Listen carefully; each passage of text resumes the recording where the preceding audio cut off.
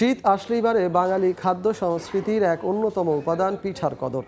দিনাজপুর শহরের প্রধান সড়কের মোড়ে ভাসমান পিঠার দোকান নিয়ে বসেছেন নারী পুরুষ। বিস্তারিত জানাতে শহরের নিমতলা পিঠার দোকানে আছেন সহকর্মী গোলাম নবী দুলাল।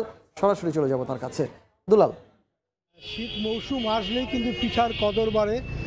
আবহমান বাঙালির খাদ্য সংস্কৃতিতে পিঠার কিন্তু একটি অন্যতম একটি উপাদান। আর এই শীত মৌসুমের শীতের সন্ধ্যায় ডিমতলা মন্দির প্রাঙ্গণে এখানে আপনি দেখছেন যে পিঠার দোকানকে কেন্দ্র করে এখানে বিভিন্ন মানুষ এখানে জড়ো হয়েছেন।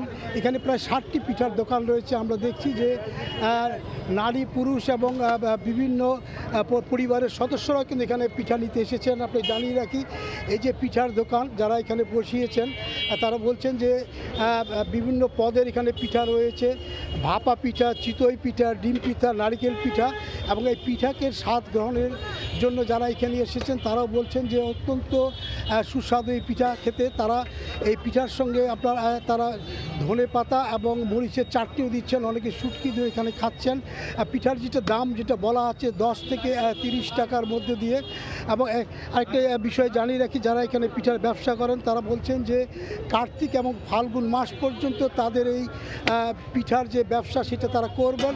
এবং এখানে যারা বসেছেন অনেকে স্বামী স্ত্রী হিসাবেও কিন্তু দোকান দিয়েছেন এবং জমজমাট তারা এখানে পিঠার ব্যবসা করছেন। এবং আমরা দেখছি যে শিক্ষার্থীরাও এখানে এসেছেন, পরিবারের সদস্যরা এসেছেন, ছোট ছোট শিশুরা এখানে খোলা আকাশের নিচে দাঁড়িয়ে পিঠার স্বাদ গ্রহণ করছেন।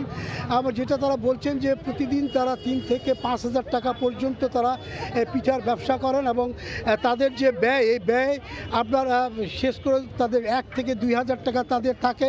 এবং অনেকে তারা বলছেন যে এই যে তারা যে এই মৌসুমে তারা যে ব্যবসা করেন এই কারণে তাদের কিন্তু পরিবারের যে লালন পালন এবং যে খরচ সেটাকে অনেকেই আপনার নির্বাহ করে থাকেন এবং অনেকে কিন্তু স্বাবলম্বী হয়েছেন। এই সময়টার জন্য অনেকে অপেক্ষা করেন যে শীত আসলেই, বিশেষ করে আপনার শীত যত বাড়বে, শীতের প্রকোপ যত বাড়বে, পিঠার কদর কিন্তু তত বাড়বে। এবং এইখানে আপনার যারা এই পিঠার স্বাদ নিতে আসে সব শ্রেণীর মানুষ, দিনাজপুর শহরে কিন্তু বিভিন্ন মোড়ে মোড়ে এই পিঠার দোকান কিন্তু আপনার বসেছে। তো আমার কাছ থেকে এই পিঠার সর্বশেষ এই ছিল। দিনাজপুর থেকে পিঠা বিক্রির সবশেষ খবরাখবর জানাচ্ছিলেন সহকর্মী গোলাম নবী দুলাল।